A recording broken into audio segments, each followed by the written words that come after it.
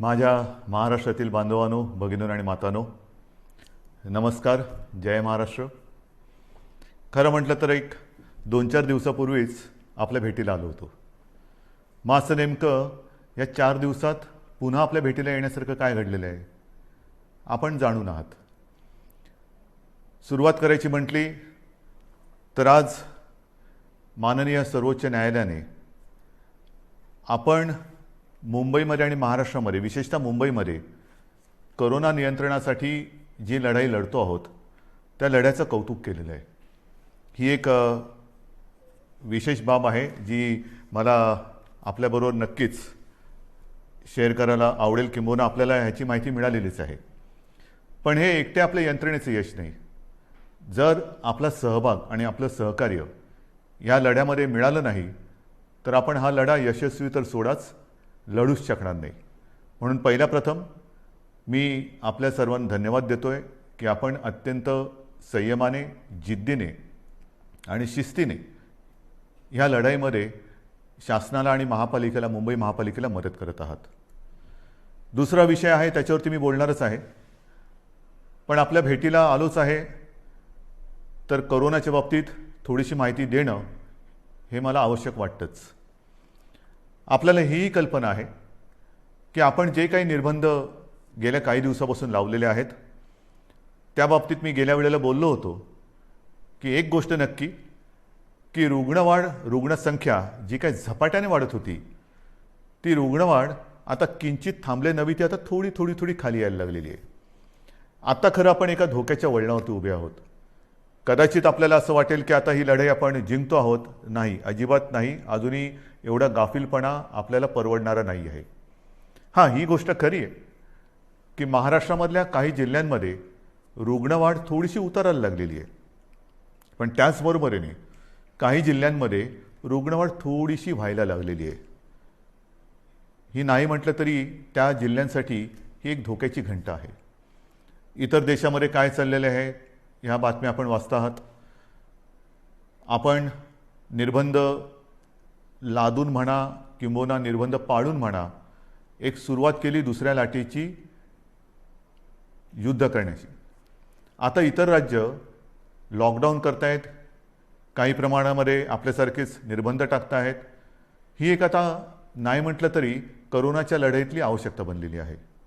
आज मी आपल्याशी बोलताना हे एक दिलासादायक चित्र आपल्याला सांगत असतानाच आणखीन एक बातमी जी आलेली आहे की देशात, जे मी गेल्या वेळेला आपल्याला बोललो होतो आणि आपण त्याची तयारी गेल्या महिन्यापासून करतो आहोत, ते म्हणजे आता केंद्र सरकारच्या विज्ञानविषयक सल्लागारांनी एक इशारा दिलेला आहे की देशामध्ये तिसरी लाट येते आहे, सावध राहा. सावध राहा म्हणजे काय करायचं तर नवीन काही नाही आहे, त्याच गोष्टी आपण काय करतो आहोत, सावध काय राहतो आहोत. मला असं वाटतं की या नेमक्या काळामध्ये आपण काय करतो आहोत ह्याचं एक, ज्याला अपडेट म्हणावा तसं तुम्हाला देण्याची गरज आहे. आज आपल्याकडे साधारणतः म्हणजे 25 एप्रिलला आपल्याकडे राज्यात 6,98,000 म्हणजे जवळपास आपण 7 लाखाला पोहोचलो होतो, एवढे सक्रिय रुग्ण होते. आणि 4 मे म्हणजे काल आपल्या राज्यात 6,41,900 इथपर्यंत ही रुग्णवाढ आपण थोपवून ठेवून थोडीशी खाली आणलेली. ही नक्कीच दिलासादायक गोष्ट आहे. मात्र जे मी तुम्हाला सांगितलं की रुग्णसंख्या काही जिल्ह्यात घटत असली तरी काही जिल्ह्यात मात्र थोडीशी वाढ होते आहे, त्याच्यावरती आपण लक्ष ठेवून आहोत. आपल्याकडे जी आरोग्य व्यवस्था आहे त्या आरोग्य व्यवस्थेमध्ये आपण नक्कीच वाढ करत चाललेलो आहोत. आपण जवळपास आता आयसोलेशन बेड्स हे 4.5 लाखापर्यंत नेलेले आहेत. जवळपास 1 लाख ऑक्सिजन बेड्स आहेत, 30,000च्या आसपास ICU बेड्स आहेत आणि 12,000च्या आसपास आपल्याकडे व्हेंटिलेटर्स आहेत. थोडक्यात सांगण्याचा मुद्दा काय की ही वाढ आपण करतो आहोत. जिथे जिथे आवश्यकता असेल तिथे आपण ह्या वाढीला, म्हणजे वाढीला नाही, रुग्णवाढ थोपवायला, आरोग्य सुविधा वाढीसाठी मंजुरी दिलेली आहे. अगदी न थांबता जिथे जिथे जे जे करणं गरजेचं आहे ते करा, असे स्पष्ट निर्देश मी प्रशासनाला दिलेले आहेत. लसीकरणाच्या बाबतीत तीही कल्पना मी आपल्याला दिलेली आहे की साधारणतः 18 ते 44 ह्या वयोगटातील 6 कोटी नागरिकांना आपल्याला लसीकरण करायचं आहे, ती जबाबदारी केंद्राने आपल्यावरती टाकलेली आहे, ती आपण समर्थपणाने घेतलेली आहे.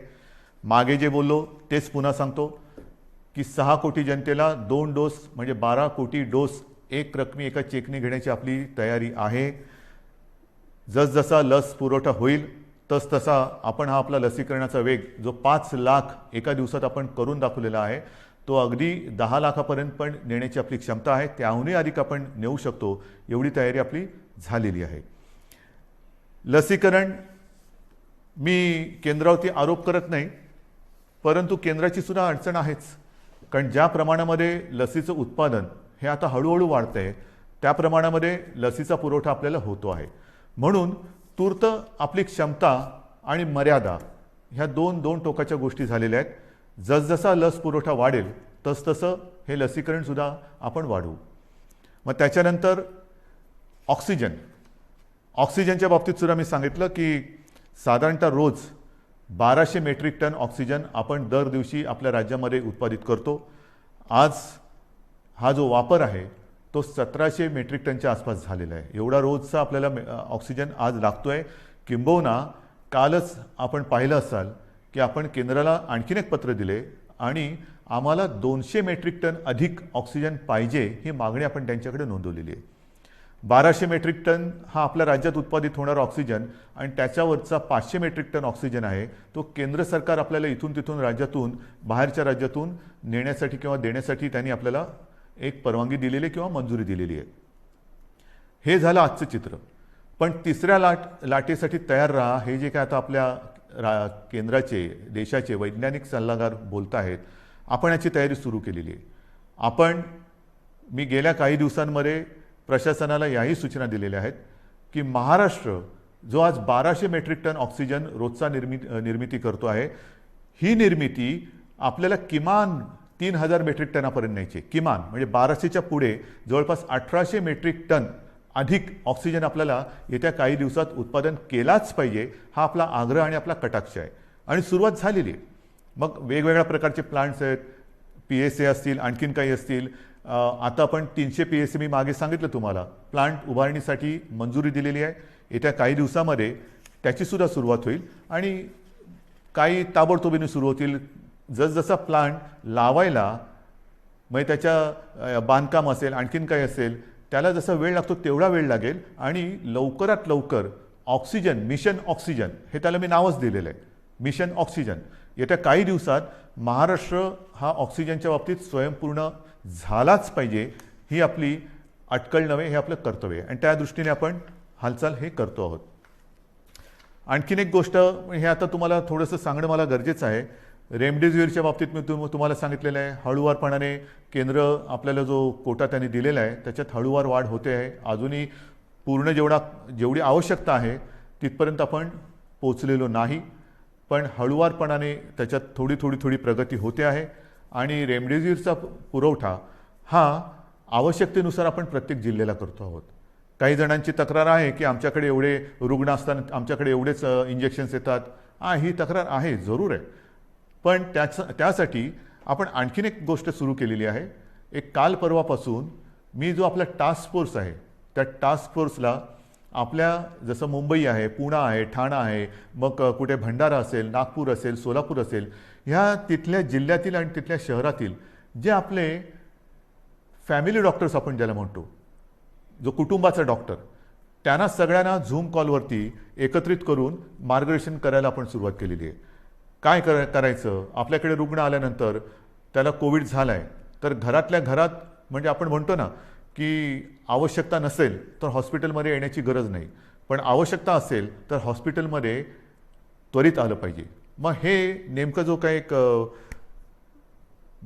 मी म्हणेन फरक आहे तो कसा करायचा. घरी असेल तर घरच्या घरी कोणती औषधे दिली गेली पाहिजेत, कोणती दिली म्हणजे द्यायची गरज नाही आहे किंवा देण्याची गरज नसताना सुद्धा दिली जातात ती टाळली पाहिजे, याचं संपूर्ण मार्गदर्शन आपल्या राज्यातील सर्व वाड्या वस्त्या अगदी गल्ली बोळातले सुद्धा जे आपले चांगले डॉक्टर्स आहेत, अनेक वर्ष जे प्रॅक्टिस करतायत आणि त्या वस्तीला एक आधार म्हणून काम करतायत, त्या सगळ्यांना सोबत घेऊन आपण पुढे जातो आहोत.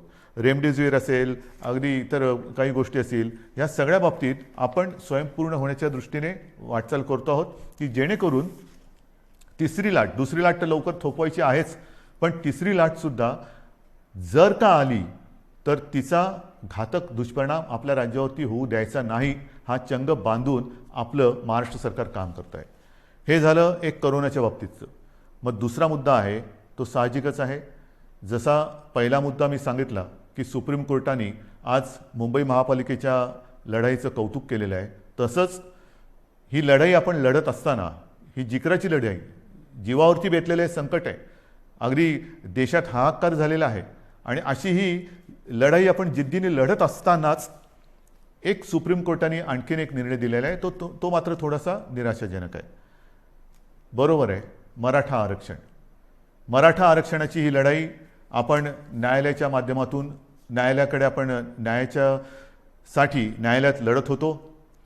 आपल्याला सर्वांना कल्पना आहे की काही वर्षांपूर्वी आपल्या विधिमंडळामध्ये सर्व पक्षांनी, म्हणजे तेव्हा तर शिवसेना आणि भारतीय जनता पक्षाची युतीच सत्तेमध्ये होती, आणि विरोधी पक्ष म्हणजे जे आज आपले सहकारी आहेत काँग्रेस आणि राष्ट्रवादी, ह्या राज्यातील प्रमुख 4 पक्षांनी आणि इतर सर्वांनी एकमुखी एकमताने मराठा समाजाला आरक्षण देण्याचा कायदा पास केला. तो मंजूर केला. मग त्याला आव्हान दिलं गेलं. उच्च न्यायालयामध्ये आपण ही लढाई जिंकलो. त्याला आव्हान दिलं गेलं. मग सर्वोच्च न्यायालयात ही लढाई गेली. सर्वोच्च न्यायालयात ही लढाई आपण लढलो, आणि दुर्दैवाने आज हा निराशाजनक निकाल ह्या अगदी लढाईच्या ऐन भरामध्ये आलेला आहे. नेमकं काय झालं? जे काही एक ढोबळमानाने निकाल आलेला आहे, कारण आता निकालपत्र ते आता हाती आलेले, त्याच्यावरती आणखीन डिटेलमध्ये काम सुरू आहे, त्याचा अभ्यास सुरू आहे. पण सर्वानुमते एकमुखाने घेतलेला हा निर्णय सुप्रीम कोर्टाने त्याच्या विरोधात निकाल दिलेला आहे. मग असं कोणीतरी म्हणालं की आम्ही जे उच्च न्यायालयात जिंकलो ते सुप्रीम कोर्टात तुम्ही हरलात, तुम्हाला लढताच आलं नाही. नाही, असं अजिबात नाही आहे. ज्या वकिलांनी आपल्याला उच्च न्यायालयामध्ये विजय प्राप्त करून दिला, बाजू मांडली, यशस्वीपणाने मांडली, तेच वकील त्याच्यात कुठेही बदल न करता किंवा त्यांच्यात अधिक काही वकिलांची आपण त्यांना मदत देऊन ही लढाई आपण अत्यंत योग्यपणाने, समर्थपणाने सर्वांचं मत एकत्र घेत आपण ही लढलो आहे. पदरी निराशा आलेली आहे, पण निराश झालो किंबहुना निराश झाला तर तो महाराष्ट्र कसला. मी खास करून मराठा समाजाला एक वेगळ्या दृष्टीने धन्यवाद देतो आहे की त्यांनी फार समंजसपणाने हा निर्णय जो आहे हा ऐकलेला आहे. कुठेही थैथयाट केला नाही, आदळआपट केली नाही. त्याच्याबद्दल मी तमाम माझ्या मराठा समाजातील माता भगिनींना, बांधवांना हात जोडून धन्यवाद देतो आहे. आणि त्यांच्या नेत्यांनी सुद्धा मी विशेष उल्लेख करेन, छत्रपती संभाजीराजे यांनी सुद्धा अत्यंत समंजस्याने आपली प्रतिक्रिया दिलेली आहे. हे दिवस लढाईचे नाही आहेत, निदान आपल्या तरी नाही आहेत, कारण सरकार आणि आपली भूमिका एक आहे. जर सरकार ह्या निर्णयाच्या म्हणजे आरक्षणाच्या विरोधात असतं तर लढाई मी समजू शकत असतो, पण सरकार आपल्यासाठी लढतंय, आपली बाजू मजबूतीने सुप्रीम कोर्टात मांडते किंवा ती मांडली, आणि तरीसुद्धा हा एक निराशाजनक निर्णय आल्यानंतर मला असं वाटतं अजूनही लढाई संपलेली नाही आहे. कारण लढाई केव्हा संपते, सगळं काही अंधार पसरतो तेव्हा. आज माननीय सर्वोच्च न्यायालयाने आपल्याला हा निकाल देत असताना म्हणजे त्यांनी सांगितलं की हा तुमचा अधिकारच नाही आहे. जे एक कमिशन, गायकवाड कमिशन आपण नेमलं होतं, त्याच्या शिफारशीसुद्धा त्यांनी सांगितलं की त्यासुद्धा त्यांनी बाजूला ठेवलेल्या आहेत. मग काय करायचं नेमकं? आता काय करणार तुम्ही म्हणता ही लढाई संपलेली नाही. मग सर्वोच्च न्यायालयाने निकाल दिल्यानंतर सुद्धा पुढे काय? आता पुढे आहे. सर्वोच्च न्यायालयाने निकाल देताना मला असं वाटतं पुढचा मार्ग दाखवलेला आहे की कुठे न्याय मिळेल आपल्याला, हे सर्वोच्च न्यायालयाने दाखवलेलं आहे. कारण सर्वोच्च न्यायालयाने सांगितलं की आरक्षण देणं, मग बाकीचे किचकटपणात मी जात नाही आहे. अशोकरावांनी अत्यंत व्यवस्थितपणाने दुपारी पत्रकार परिषद घेऊन एक व्यवस्थित बाजू मांडलेली आहे, कारण त्यांनी या विषयावरती गाढा अभ्यास केलेला आहे. गेले काही महिने, 1-1.5 वर्ष माननीय अशोकरावांनी किती बैठका याच्यासाठी घेतल्या असतील, किती जणांशी बोलले असतील, किती जणांशी चर्चा केली असेल, हे त्यांचं त्यांनाच माहिती. आणि त्यांनी आज दुपारी अत्यंत व्यवस्थित समर्पक शब्दामध्ये जे काही आरोप प्रत्यारोप असतील त्याला उत्तरं दिलेली आहेत आणि आपली बाजूसुद्धा व्यवस्थित मांडलेली आहे, ती आपल्यासमोर आलेली आहे. म्हणून मी ते परत त्याच्यात बोलणार नाही आहे. पण सर्वोच्च न्यायालयाने जे सांगितलं की हा निर्णय घेण्याचा अधिकार हा राज्य सरकारचा नाही, मग कोणाचा आहे, तर हा अधिकार केंद्र सरकारचा आणि माननीय राष्ट्रपतींचा आहे. हा एक मोठा मार्ग त्यांनी दाखवलेला आहे.